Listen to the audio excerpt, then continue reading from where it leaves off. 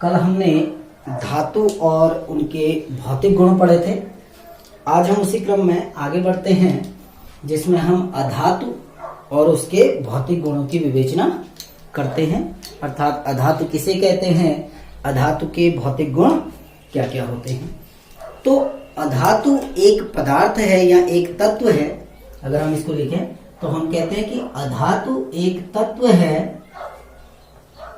अधातु एक तत्व है जो न तो आघात वर्धनीय होता है, जो न तो आघात वर्धनीय। अब इसके बारे में कल बताया था कि आघात वर्धनीय क्या होता है। तो हम कहते हैं कि अधातु एक तत्व है जो न तो आघात वर्धनीय होता है और न ही क्या होता है, इसको हम खींचा जा सकता है, यानी नहीं ये तन्य होता है। तो अधातु एक तत्व है जो न तो आघात वर्धनीय होता है और न ही क्या होता है, इसे खींचा जा सकता है, अर्थात नहीं तन्य होता है और ऊष्मा व विद्युत का कुचालक होता है। ऊष्मा व विद्युत का कुचालक होता है। तो अधातु की परिभाषा हमने लिखी कि अधातु एक तत्व है जो न तो आघात वर्धनीय होता है और न ही तन्य होता है तथा ऊष्मा और विद्युत धारा का कुचालक होता है। अर्थात इसमें से ऊष्मा और विद्युत धारा आसानी से प्रवाहित नहीं होती है। अगर हम उदाहरण की बात करें अधातुओं के तो बहुत सारे उदाहरण हैं, जैसे सल्फर एक अधातु है, कार्बन एक अधातु है, हाइड्रोजन एक अधातु है। ये सब एलिमेंट हैं, तत्व हैं, लेकिन ये अधातुएं हैं। ऐसे ही ऑक्सीजन अधातु है, ऑक्सीजन, नाइट्रोजन, ये सारी की सारी अधातुएं हैं। तो अधातुएं किसे कहते हैं, जो न तो आघात वर्धनीय होता है, अर्थात जिसको हथौड़े से मारा जाए तो वो फैलती नहीं है, और ना ही उनको खींचकर उनके तार बनाए जा सकते हैं, अर्थात नहीं तन्य होती हैं, और इनमें से ऊष्मा और विद्युत धारा आसानी से प्रवाहित नहीं होती हैं। इसीलिए ऊष्मा और विद्युत की क्या होती है, कुचालक होती है। अब हम इन अधातुओं के जो भौतिक गुण हैं उनके विषय में बात करेंगे कि अधातुओं के भौतिक गुण क्या क्या होते हैं, इनकी फिजिकल प्रॉपर्टी, भौतिक गुण। अधातुओं के भौतिक गुण बिल्कुल विपरीत होते हैं धातुओं से। हमने कल धातुओं के भौतिक गुणों की विवेचना की थी। तो जब हम अधातुओं के भौतिक गुणों की बात करेंगे तो बिल्कुल अपोजिट होते हैं। जैसे धातुओं के गुण थे वो उसके बिल्कुल विपरीत होते हैं। जैसे हम पहले गुण की ओर बढ़ते हैं अधातुओं का। धातुओं का जो पहला गुण था वो क्या था कि धातुएं आघात वर्धनीय होती हैं। अब यहाँ पर क्या होगा कि जो अधातु है या अधातुएं जो हैं वो आघात वर्धनीय नहीं होती हैं, आघात वर्धनीय नहीं होती हैं, बल्कि कैसी होती है, भंगुर होती है, बल्कि भंगुर होती है। भंगुर का मतलब कि जब इसे किसी हथौड़े से मारा जाता है तो ये फैलने के बजाय टूट जाती है। तो अधातुएं भंगुर होती हैं। भंगुर प्रकृति का मतलब है कि जब अधातुओं को हथौड़े से पीटा जाता है तो वो अधातुएं छोटे छोटे टुकड़ों में टूट जाती हैं, फैलती नहीं है। जैसे धातुओं का गुण होता है कि धातुएं आघात वर्धनीय होती हैं। धातुओं को आप अगर लोहे को या एल्यूमिनियम को हथौड़े से पीट रहे हो तो उसकी फॉइल बन जाती हैं, लेकिन जो अधातुएं हैं अगर आप उसको किसी हथौड़े से या किसी ठोस पदार्थ से अगर उसको मारते हैं तो वो छोटे छोटे टुकड़ों में टूट जाती हैं, ये अर्थात भंगुर होती हैं। नंबर सेकंड पॉइंट की ओर बढ़ते हैं। दूसरा गुण, धातुओं में हमने कहा था कि धातुएं तन्य होती हैं, अर्थात धातुओं को खींचकर उनके तार बनाए जा सकते हैं, लेकिन जो अधातुएं हैं, अधातुएं उनको खींचकर उनके तार नहीं बनाए जा सकते, अर्थात अधातुएं तन्य नहीं होती हैं। आप अधातुओं को खींच नहीं सकते हो। यदि आप किसी अधातु को बल लगाकर खींचने का प्रयास करते हैं तो वह टूट जाती हैं। उदाहरण के लिए जैसे सल्फर और फास्फोरस ये अधातुएं हैं। इनको जब आप खींचते हैं किसी उपकरण से या किसी तरीके से बल लगाकर, जब आप इन्हें खींचेंगे तो ये छोटे छोटे टुकड़ों में टूट जाती हैं। अर्थात अधातुएं ना तो आघात वर्धनीय होती हैं, ना ही ये अधातुएं तन्य होती हैं, बल्कि अधातुएं भंगुर होती हैं। अब हम अपने तीसरे भौतिक गुण की ओर बढ़ते हैं। अधातुओं का तीसरा भौतिक गुण कि अधातुएं जो होती हैं ऊष्मा और विद्युत की कुचालक होती है। अधातुएं ऊष्मा व विद्युत की कुचालक होती है। विद्युत की कुचालक होती है। कुचालक अर्थात इनमें से ऊष्मा और विद्युत आसानी से प्रवाहित नहीं होती है। यदि किसी अधातु से आप ऊष्मा और विद्युत धारा को, उस अधातु के टुकड़े में यदि आप ऊष्मा और विद्युत धारा प्रवाहित करते हैं तो वो प्रवाहित नहीं होगी, क्योंकि अधातुएं अपने में से ऊष्मा और विद्युत को प्रवाहित नहीं होने देती हैं। लेकिन इसकी कुछ अपवाद भी होते हैं। अपवाद क्या अपवाद है, देखिए ये आपको याद भी रखने पड़ेंगे क्योंकि एग्जाम में पूछे जाते हैं। इसके दो अपवाद हैं। कि दो अपवाद क्या हैं? एक तो आपका हीरा है और एक ग्रेफाइट है।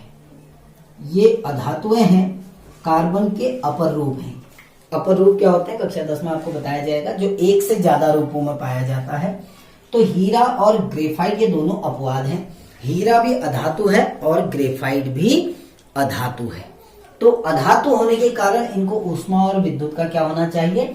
कुचालक। लेकिन हीरा जो होता है ये ऊष्मा का सुचालक होता है। अर्थात हीरे में से ऊष्मा आसानी से प्रवाहित हो जाती है।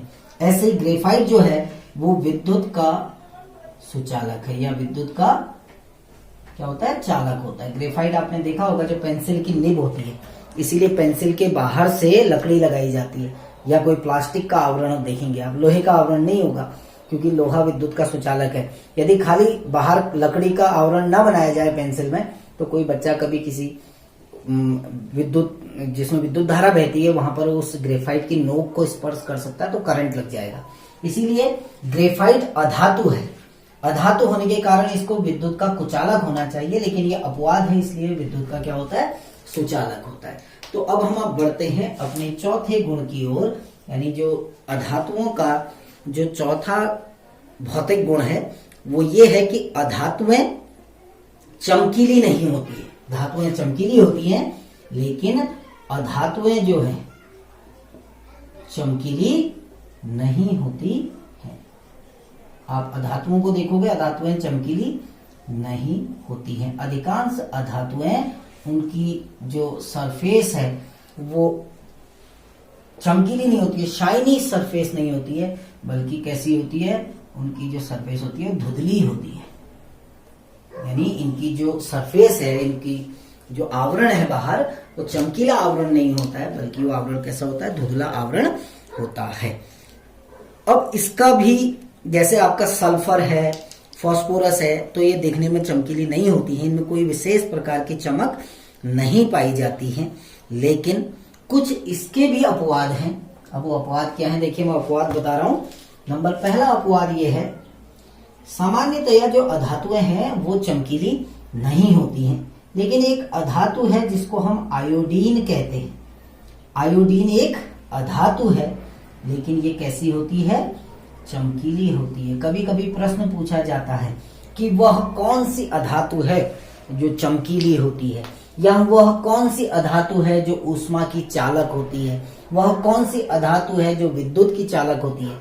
तो ये अपवाद बहुत पूछे जाते हैं। तो हमें पता है हीरा एक ऐसी अधातु है जो ऊष्मा की चालक होती है, ग्रेफाइट एक ऐसी अधातु है जो विद्युत की चालक होती है, ऐसे ही आयोडीन एक ऐसी अधातु है जिसमें विशेष प्रकार की चमक पाई जाती है। तो अधातुएं जो हैं वो आमतौर पर चमकीली नहीं होती हैं, लेकिन आयोडीन एक ऐसी अधातु है जो चमकीली होती है। अब हम अपने अगले भौतिक गुण की ओर बढ़ते हैं कि अधातुएं आमतौर पर मृदु होती हैं, ये बहुत ज्यादा कठोर नहीं होती हैं। तो जो अधातुएं हैं हम कहते हैं अधातुएं मृदु होती हैं, मुलायम होती हैं। अधिकांश अधातुएं मुलायम होती हैं। मुलायम यानी उनको आसानी से चाकू से काटा जा सकता है, इतनी मुलायम होती हैं।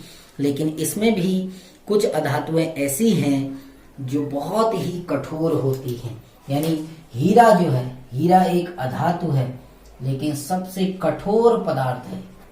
हीरे को कैसा होना चाहिए था? इस परिभाषा के अनुसार, इस गुण के अनुसार हीरे को मुलायम होना चाहिए था, लेकिन अपवाद है। तो हीरा एक कठोर पदार्थ है, जबकि अधातुएं, अधिकांश अधातुएं कैसी होती हैं?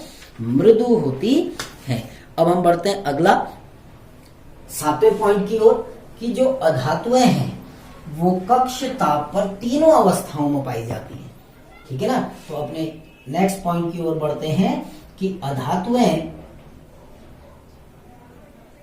कक्ष ताप पर तीनों अवस्थाओं पर पाई जाती हैं। कक्ष ताप पर ठोस, द्रव तथा गैस अवस्था में पाई जाती हैं। अवस्था में पाई जाती हैं। यानी ये ठोस भी हो सकती हैं, ये द्रव भी हो सकती हैं, ये गैस भी होती हैं। जैसे हम धातुओं के केस में अगर कहें तो धातुएं ठोस होती हैं। अधिकांश धातुएं जो हैं वो कैसी होती हैं? ठोस होती है। वहां भी एक अपवाद है, मरकरी। धातुओं में क्या होता है? जो मरकरी है वो द्रव होता है। इसको छोड़कर जो अन्य धातुएं हैं वो सारी क्या होती हैं? ठोस। धातुएं सामान्यतया कैसी होती हैं? ठोस। ऐसे ही जो अधातुएं हैं वो तीनों अवस्थाओं में पाई जाती हैं, ठोस, द्रव और गैस। जैसे अगर हम उदाहरण के लिए कहें सल्फर, फास्फोरस, ये अधातुएं हैं जो ठोस अवस्था में पाई जाती है। ब्रोमीन अधातु है, ये द्रव अवस्था में पाई जाती है। ऐसे ही ऑक्सीजन है, नाइट्रोजन है, ये जो अधातुएं हैं ऑक्सीजन, नाइट्रोजन, ये गैस अवस्था में पाई जाती हैं। तो जो अधातुएं हैं वो ठोस अवस्था में भी पाई जाती हैं, द्रव अवस्था में भी पाई जाती हैं और गैस अवस्था में भी पाई जाती हैं। तीनों रूपों में पाए जाते हैं, जबकि धातुएं ठोस अवस्था में पाई जाती हैं, मरकरी को छोड़कर। अगला गुण, जो अधातुएं हैं ध्वनिक नहीं होती हैं। ध्वनिक नहीं होती हैं यानी अधातुएं जब किसी कठोर सतह से टकराती हैं तो ये कोई विशेष ध्वनि उत्पन्न नहीं करती हैं। जैसे किसी धातु को अगर आप अपने हाथ से गिरा दो तो जब वो किसी ठोस सतह से टकराती है तो एक विशेष प्रकार की साउंड आती है। लेकिन अधातुओं में ये गुण नहीं पाया जाता है कि अधातुओं में कोई विशेष प्रकार की ध्वनि उत्पन्न नहीं होती है। अंतिम पॉइंट, 8वां बिंदु हम बात करते हैं कि अधातुओं का गलनांक और क्वथनांक कैसा होता है। तो हम कहते हैं कि अधातुओं के जो गलनांक और क्वथनांक होते हैं वो बहुत कम होते हैं, यानी निम्न होते हैं। किसके तुलना में? धातुओं की तुलना में। तो हम कहते हैं अधातुओं के गलनांक व क्वथनांक, गलनांक व क्वथनांक धातुओं से कम होते हैं, धातुओं से कम होते हैं। तो अधातुएं क्योंकि मुलायम होती हैं, अभी हमने पढ़ा है मृदु होती हैं, तो अधातुओं के जो गलनांक और जो क्वथनांक है वो भी कम होते हैं। जैसे सल्फर है तो सल्फर का गलनांक 119 डिग्री सेल्सियस होता है। सल्फर का जो गलनांक है वो 119 डिग्री सेल्सियस होता है। तो सल्फर एक निम्न गलनांक वाली अधातु है। ऐसे ही आयोडीन जो है, आयोडीन भी एक धातु है जिसको I2 कहते हैं हम। आयोडीन का जो गलनांक है वो आपका 113 डिग्री सेल्सियस होता है। तो जो अधातुओं के गलनांक होते हैं, अब हमने धातुओं में कहा था, देखो लोहे की बात करी थी हमने, लोहा का गलनांक होता है 1535 डिग्री सेल्सियस। कल की वीडियो को देखना, उसमें हमने धातुओं के गलनांक के बारे में बात की। अगर आप इनमें कंपेयर करो सल्फर और लोहे में, तो लोहे का गलनांक बहुत उच्च है जबकि सल्फर का गलनांक बहुत कम है। लेकिन इसके भी कुछ अपवाद हैं कि जो ग्रेफाइट है वो होने को तो एक अधातु है, लेकिन उस ग्रेफाइट का जो गलनांक होता है, ग्रेफाइट एक अधातु है, अधातु होने के कारण इनके गलनांक कैसे होने चाहिए, कम, लेकिन ग्रेफाइट का गलनांक 3700 डिग्री सेल्सियस होता है। यह अपवाद है, ठीक है ना। अधातुओं के गलनांक कम होते हैं, जैसे हमने सल्फर के केस में देखा 119 है, ठीक है ना। आयोडीन के केस में देखा 113 डिग्री सेल्सियस है। लेकिन ग्रेफाइट एक अधातु है, होने को ये अधातु है, लेकिन फिर भी इसका गलनांक बहुत उच्च होता है, लोहे से भी ऊपर इसका गलनांक होता है। तो ये था कि अधातु किसे कहते हैं, अधातुओं के भौतिक गुण क्या क्या होते हैं। अब इसके बाद एक छोटा सा टॉपिक और है जिसको हम कहते हैं उपधातु, मेटेलॉइड्स। आपने धातु अधातु इनके बारे में तो पढ़ा हुआ है पहले से। अब हम एक नए टॉपिक की ओर बढ़ते हैं, छोटा सा एक टॉपिक है जिसको कहते हैं उपधातु क्या होते हैं। तो उपधातु होते हैं जो ना तो पूरी तरह धातु के गुण प्रदर्शित करती हैं और ना ही अधातु के गुण प्रदर्शित करती है, यानी जिनमें दोनों के गुण पाए जाते हैं, ठीक है ना। ऐसे पदार्थ जिनमें धातु के गुण भी होते हैं और अधातु के गुण भी होते हैं, इन पदार्थों को कहते हैं उपधातुएं। अर्थात कुछ तत्व ऐसे होते हैं जो धातुओं के कुछ गुणधर्मों को और कुछ अधातुओं के गुणधर्मों को प्रदर्शित करते हैं, उन्हें हम कहते हैं उपधातुएं।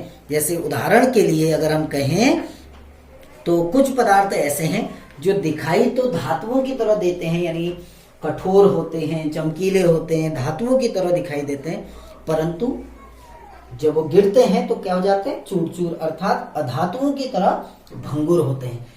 दिखने में बिल्कुल धातु की तरह होते हैं, चमकीले होते हैं, है ना, कठोर होते हैं, लेकिन जैसे ही वो गिरते हैं तो वो टूट जाते हैं, अर्थात भंगुर होते हैं। धातुएं टूटती नहीं है, लेकिन दिख धातु की तरह रहे हैं, लेकिन होते कैसे हैं, अधातु होते हैं। अर्थात उनमें धातुओं के गुण भी पाए जाते हैं और अधातुओं के गुण भी पाए जाते हैं, उपधातुएं कहलाती हैं। जैसे अगर हम उदाहरण लें, इन बोरॉन है, सिलिकॉन है, जर्मेनियम है, जैसे कुछ अगर हम ये उपधातुओं के गुण लिखें, बोरॉन है आपका इसका एक उदाहरण, बोरॉन उपधातु है।